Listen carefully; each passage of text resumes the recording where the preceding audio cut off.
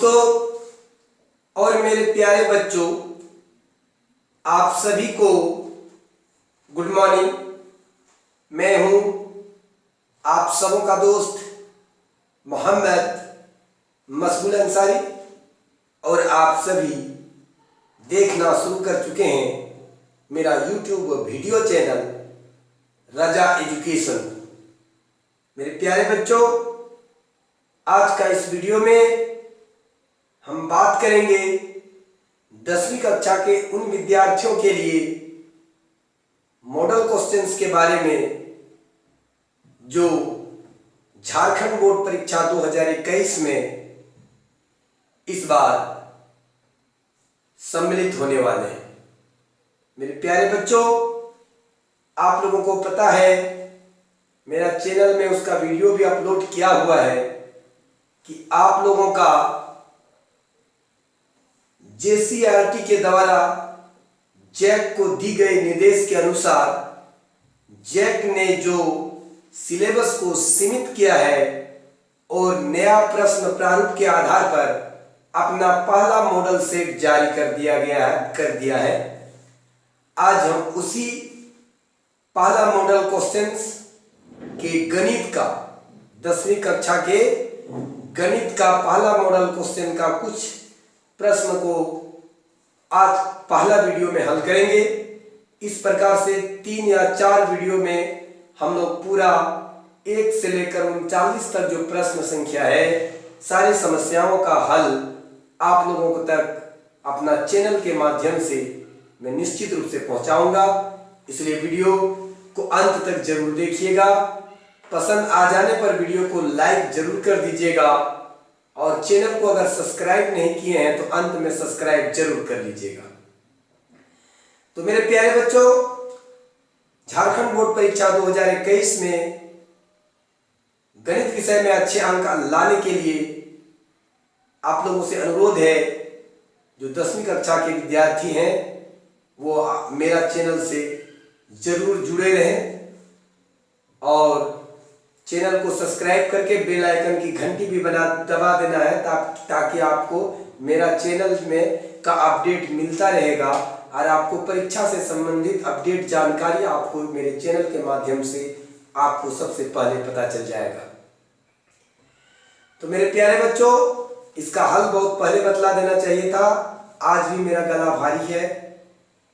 मुझे कुछ दिनों से सर्दी खांसी जुकाम होने के कारण मेरी आवाज़ दबी हुई थी, जिसके वजह से हम वीडियो नहीं बना पा रहे थे। नहीं तो अभी तक हम लोगों का मॉडल सेट का समस्या का समाधान अब तक हो जाता, वीडियो अपलोड किया जाता। कुछ बच्चे प्रश्न भी कर रहे थे कि आप सर इनका हल बतलाइए, तो उसी कारणवश मैं हल नहीं बतला पाया था।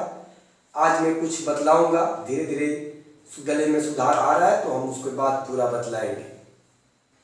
तो मेरे प्यारे बच्चों, चलते हैं हम लोग समस्या का समाधान देखते हैं। 1 नंबर से शुरू करते हैं, जो आपको MCQ का प्रश्न है 1 से लेकर 20 तक जो MCQ का प्रश्न है और 21 से लेकर हमारा 30 तक VSA का प्रश्न है।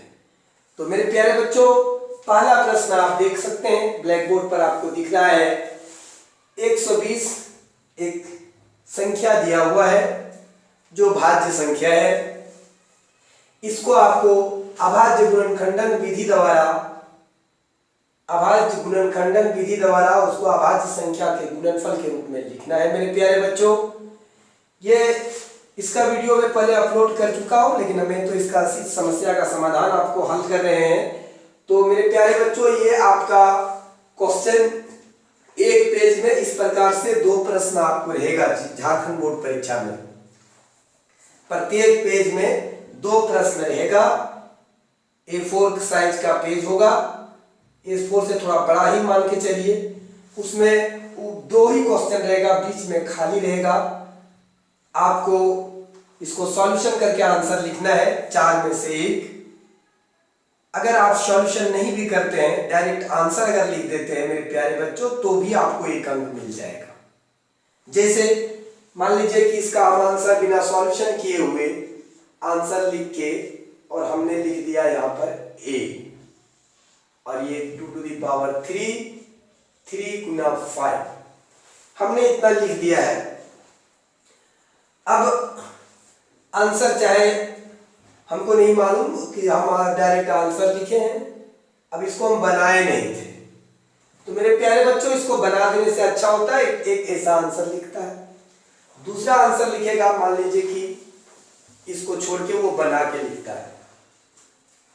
पहले लिखेगा चूंकि 120 का अभाज्य गुणनखंड के गुणनफल अभाज्य गुणनखंडन विधि द्वारा, ऐसा लिखते हैं,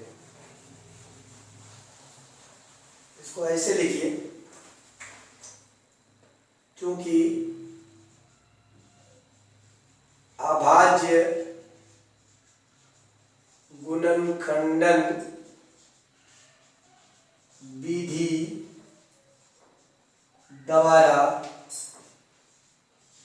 120 बराबर हमारा क्या हो जाएगा, तो आप यहां 120 लिख दिए, इसको भाग देना है 2 से, चलेगा पहले 60 हो गया मेरे प्यारे बच्चों, फिर 2 से चलेगा, तो 2 से चलेगा कितना हो गया 30, फिर 2 से चलेगा कितना हो गया 15, अब 3 से चलेगा, ये इतना आ गया, यानी कि हमारा क्या आ गया 2 गुना 2 गुना 2 3 गुना 5, जितना गुणनफल है गुना के रूप में, सभी संख्या आप देख रहे हैं अभाज्य, तो 120 का अभाज्य गुणनखंडन विधि द्वारा ये लिखा गया।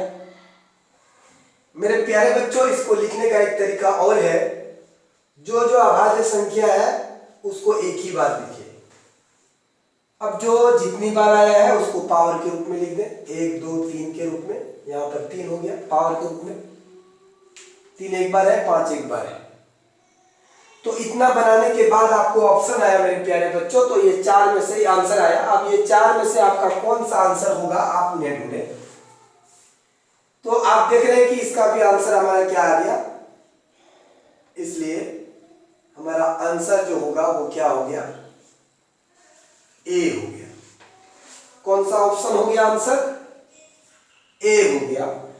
आप इतना बना के भी लिखिए तो 1 नंबर मिलेगा, अगर कोई पहले जैसे हमने लिखा था अगर वो सा भी लिखता है बिना बनाए तो उसको भी 1 अंक मिलेगा। आप बना के लिखिए या बिना बना के लिखिए, बहुवैकल्पिक प्रश्न में आपको 1 अंक निश्चित मिलेगा। तो मेरे प्यारे बच्चों जगह है, यहाँ पर भी बना सकते हैं, आपको रफ में भी बना सकते हैं, जहां भी बनाना है आपको बना के इसको आंसर के रूप में लिख देना है।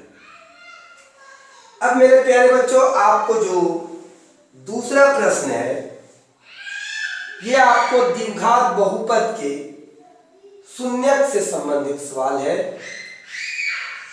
हमको पता है द्विघात बहुपद का शून्यक ज्ञात करने के लिए उस बहुपद को 0 के बराबर करना पड़ता है और उसको हल करने पर x का जो मान निकलता है वही उसका शून्यक होता है। तो हमको यहाँ बिना उस तरह करके, बिना हम 0 करके फिगर जो द्विघात बहुपद का दिया हुआ है उस चित्र को देख के हमको द्विघात बहुपद के शून्यकों की संख्या लिखना है। हमारा यहाँ y बराबर px एक बहुपद है, तो मेरे प्यारे बच्चों px के शून्यकों की संख्या हमको जो ग्राफ दिया गया है उस ग्राफ को देख के करना है। तो px चर x है, तो x के शून्यक की संख्या पूछ रहा है मेरे प्यारे बच्चों, तो हमको क्या करना है, ग्राफ में देखना है कि x अक्ष को, जो ग्राफ में जो चित्र दिया गया है वो कितने जगह पर टच करता है। तो आप देखिए x अक्ष पर एक जगह और दूसरा जगह, 2 जगह टच किया है। इसका मतलब y बराबर px के शून्यकों की संख्या कितनी होगी, 2 होगी। तो मेरे प्यारे बच्चों इसका आंसर आपको कैसे लिखना है, तो वो देखिए, इसका आंसर जो आप लिखेंगे वो कैसे लिखेंगे वो देखिए।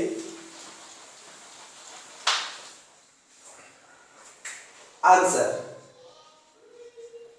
कोई सीधा लिख देगा आपको, आंसर आपको सीधा सी लिख दिया तो भी 1 नंबर मिलेगा। कोई लिखेगा चूंकि ग्राफ बहुपद y बराबर px का ग्राफ x अक्ष को दो बिंदु पर प्रतिच्छेद करती है या स्पर्श करती है। x अक्ष पर दो बिंदुओं पर स्पर्श या प्रतिच्छेद करती है, इसलिए शून्यकों की संख्या 2 होगा। आप इसको लिख भी सकते हैं, और अगर कोई नहीं भी लिखता है और सिर्फ आंसर सी लिख दिया तो भी आपको 1 नंबर मिलेगा, तो भी आपको 1 नंबर आराम से मिल जाएगा मेरे प्यारे बच्चों। लेकिन जब तक हम बनाएंगे नहीं तब तक हमको कंफर्म पता कैसे चलेगा कि जो बहुवैकल्पिक प्रश्न है उसमें से कौन सा ऑप्शन हमारा सही है। तो मेरे प्यारे बच्चों, आपको पहले सॉल्व कर लेना है, उसके बाद जो आंसर के रूप में आएगा और जो बहुवैकल्पिक प्रश्न आपका, जो बहुवैकल्पिक प्रश्न में जो आपको जो ऑप्शन सही आंसर के रूप में आएगा उसी ऑप्शन को आपको आंसर के रूप में लिखना है। तो मेरे प्यारे बच्चों, आपको तीसरा प्रश्न ब्लैक बोर्ड पर दिख रहा है। 3 प्रश्न दिया है, 3 ऑप्शन दिया है। इनमें से द्विघात समीकरण का एग्जाम्पल कौन है? तो मेरे प्यारे बच्चों, आपको 1 नंबर में इसका आंसर आप सीधा आंसर के रूप में, क्वेश्चन इसी प्रकार 2 रहेगा एक पेज में, तो आपने सीधा आंसर लिख दिया कि ए होगा। अब कोई इतने लिख के छोड़ देता है और कोई बच्चा क्या करता है, पहले ए नंबर का देखता है। पहले ए नंबर में क्या है, x + 1 का होल स्क्वायर बराबर 2x - 3। मेरे प्यारे बच्चों, यहां पर बीजगणितीय सर्वसामिका a + b का होल स्क्वायर लगाता है। ये क्या होता है, a² + 2ab + b²। उस फॉर्मूला के आधार पर यहां पर क्या हो जाएगा, x² + 2x + 1, this is equal to, इसको गुना कीजिए, 2x - 6। दिस इंप्लाइज दैट ये x² हो गया प्लस 2x हो गया प्लस 1 हो गया। इसको इधर ले आएंगे, -2x + 6 हो जाएगा मेरे प्यारे बच्चों। प्लस -2x और +2x कैंसिल हो गया, तो मेरा आ गया कितना, x² + 7 = 0। तो यह द्विघात समीकरण है, क्योंकि चर का घात 2 है, इसलिए यह एक द्विघात समीकरण है। इसी को आप आगे लिख सकते हो, this implies that x² + 0 × x + 7 = 0। तो चूंकि यह ax² + bx + c = 0 के रूप में है, इसलिए यह एक द्विघात बहुपद है। ये 1 नंबर ए का हमारा जांच हुआ मेरे प्यारे बच्चों। तो आंसर तो हमने ए लिखा है, ए तो होगा ही, लेकिन आप यहां पर देखिए सी नंबर में इनमें से सभी बोल रहा है। तो अगर ए नंबर तो सही है, अगर बी हो जाएगा सी भी हो जाएगा तो मेरा ऑप्शन गलत हो जाएगा। तो आपको ए बना के देखे तो आपको बी भी देखना होगा और आपको सी भी देखना होगा। तो बहुत लंबा हो जा रहा है, अंक मिलेगा 1। तो मेरे प्यारे बच्चों, आपको बनाने के लिए तो वो देखना ही पड़ेगा। आप यहां बनाइए या रफ में बनाइए, जो जगह मिला है आप वहां भी बना सकते हैं और आप रफ में भी बना सकते हैं, या डायरेक्ट आप ट्रिक लगा सकते हैं। आप डायरेक्ट ट्रिक लगा सकते हैं, उसके आधार पर आप अगर देखिएगा, इसको कीजिएगा एक्स क्यू और एक्स क्यू कटेगा। आपको बना के भी देख सकते हैं, ऐसे भी देख सकते हैं।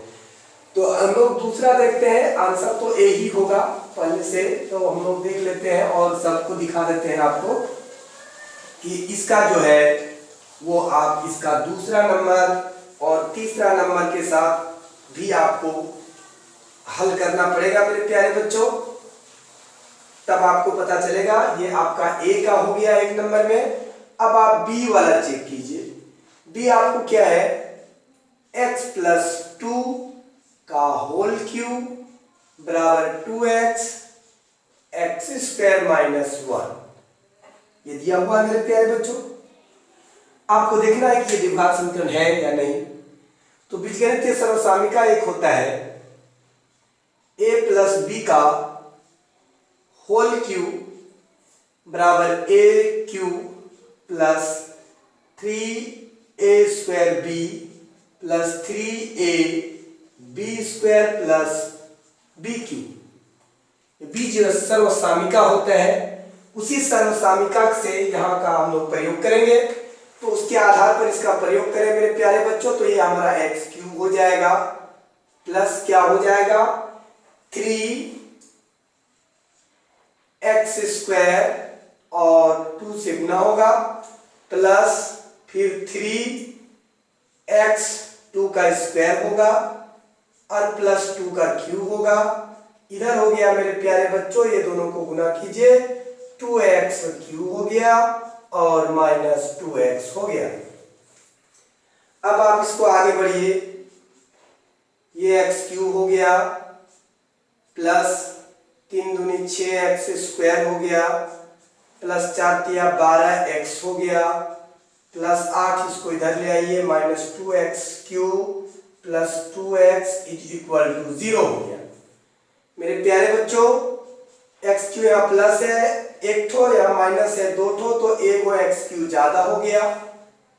x स्क्वायर यहाँ पर हमारा है 6x स्क्वायर और यहाँ 12x है और यहाँ प्लस 2x है, तो हमारा हो गया 14x और प्लस 8 इक्वल टू 0। तो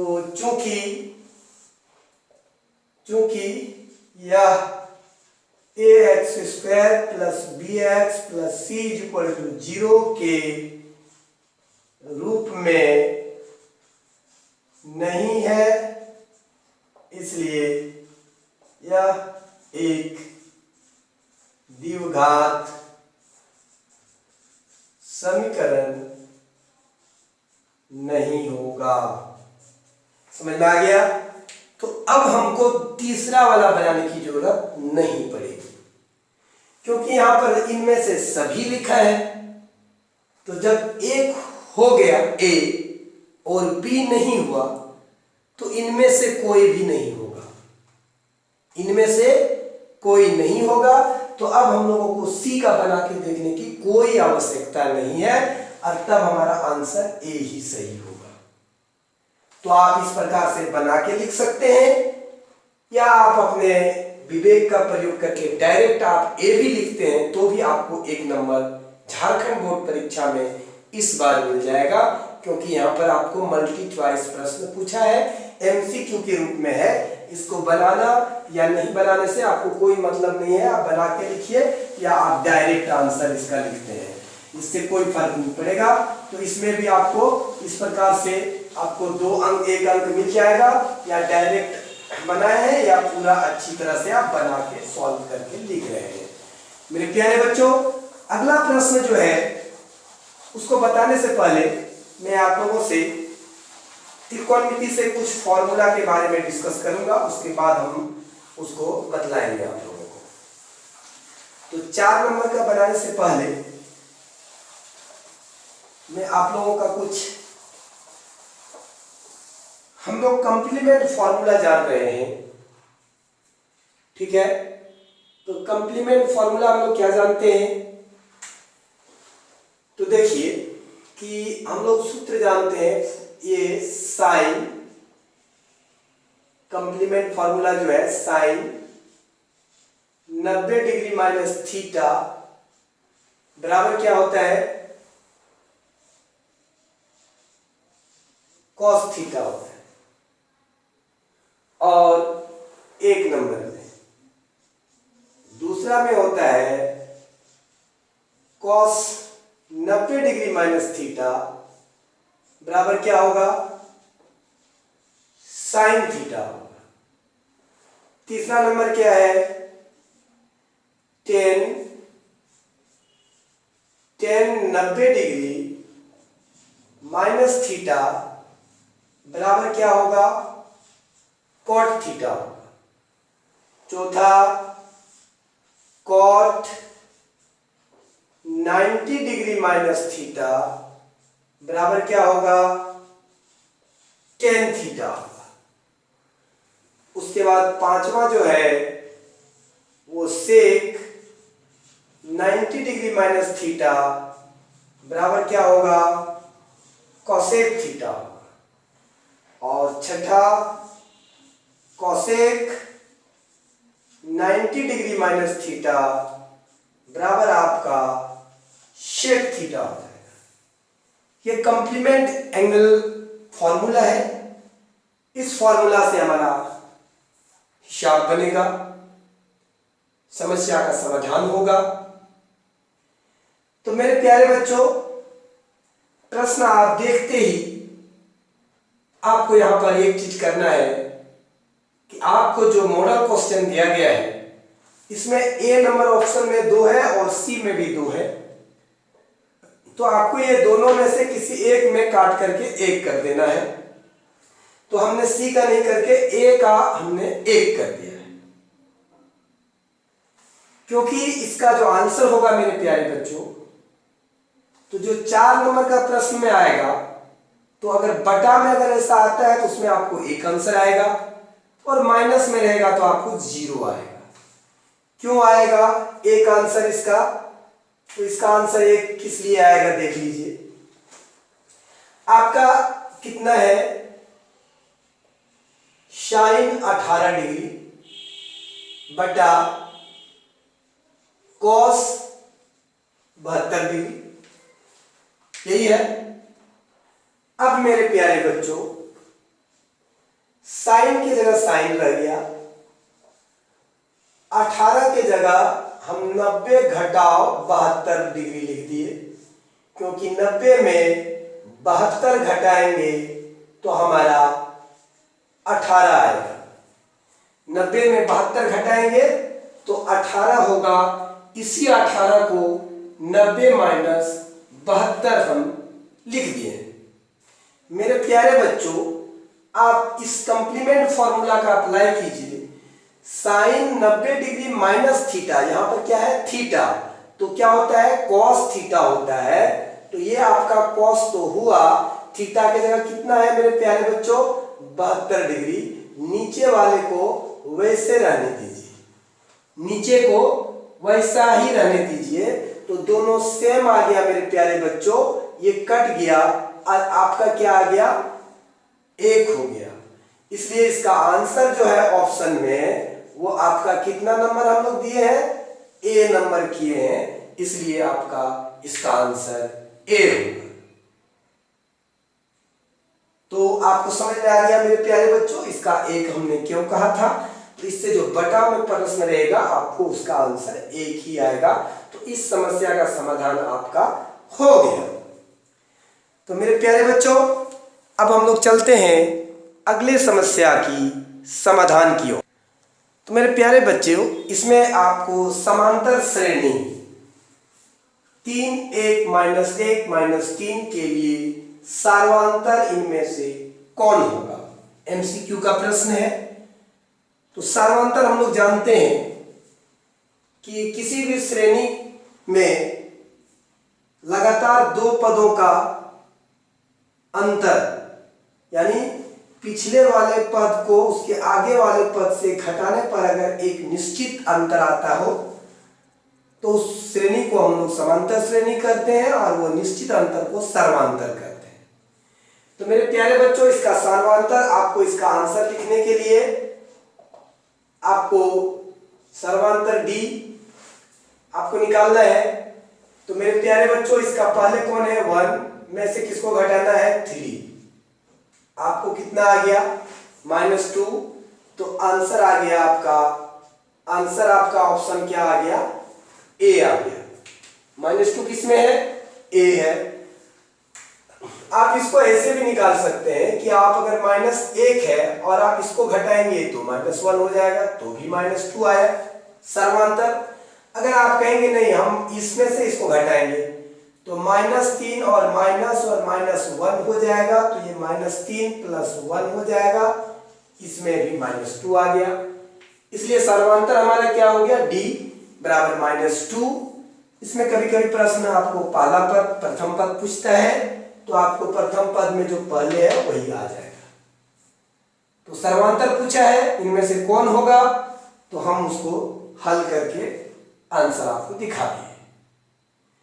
मेरे प्यारे बच्चों, अगला प्रश्न 6 नंबर का है आपका, प्रश्न संख्या 6 एमसीक्यू का प्रश्न है। कैपिटल R त्रिज्या वाले वृत्त की परिधि क्या होगी।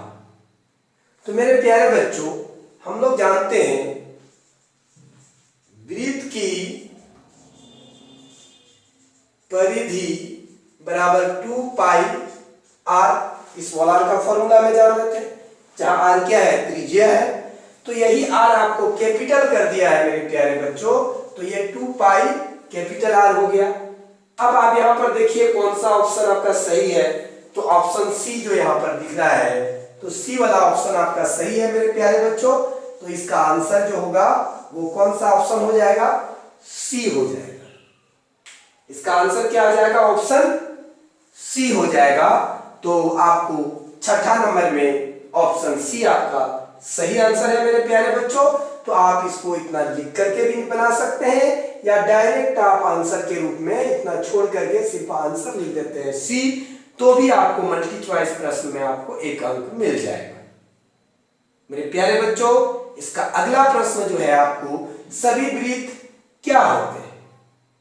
1 नंबर में दिया है सर्वांशम, बी नंबर में दिया हुआ है समरूप, सी नंबर में दिया हुआ है सर्वांशम और समरूप, डी नंबर में दिया है इनमें से कोई भी नहीं। तो मेरे प्यारे बच्चों, हम लोग जानते हैं समरूप और सर्वांशम आकृति क्या है। अगर हम फोटो खिंचवाए हैं तो एक साथ खींचा गया फोटो, अगर हम पासपोर्ट साइज का सारा फोटो निकालते हैं तो वो सारा फोटो सर्वांशम होगा और समरूप भी होगा। लेकिन वहीं पर हम कहते हैं कि हमको पासपोर्ट साइज का फोटोग्राफ निकाल दीजिए और 2 स्टाम्प साइज का फोटोग्राफ निकाल दीजिए, तो पासपोर्ट साइज का फोटो और स्टाम्प साइज का फोटोग्राफ आपका समरूप होगा, लेकिन सर्वांशम नहीं होगा। तो सभी वृत्त समरूप होगा, क्योंकि त्रिज्याएं यहां समान नहीं है। अगर लिख देता कि सभी समान त्रिज्या वाले वृत्त क्या होते हैं, तो वो समरूप भी होते और सर्वांशम भी होते। लेकिन यहां त्रिज्या का जिक्र नहीं किया है, केवल सभी वृत्त के बारे में बतलाया है मेरे प्यारे बच्चों। तो सभी वृत्त समरूप होते हैं, लेकिन सभी समान त्रिज्या वाला वृत्त अगर कहता तो वो समरूप भी होता और सर्वांशम भी होता। तो यहां पर सभी वृत्त के बारे में है, तो हमारा इसका आंसर क्या होगा, तो इसका आंसर आप डायरेक्ट लिख दीजिएगा, तो इसका आंसर हो जाएगा हमारा बी। आप कारण लिख सकते हैं, नहीं तो आप डायरेक्ट आंसर भी लिख सकते हैं। सभी वृत्त क्या होता है, समरूप होता है। तो मेरे प्यारे बच्चों, आज यहीं तक मैं वीडियो को रोकूंगा क्योंकि मेरा गला अभी भी दबा हुआ है, भारी आवाज आ रहा है, इसलिए थोड़ा आज हम प्रयास किए हैं, कल से वीडियो अच्छी तरह से बनाएंगे। तो उम्मीद है मेरे प्यारे बच्चों आप लोगों को वीडियो जरूर पसंद आया होगा।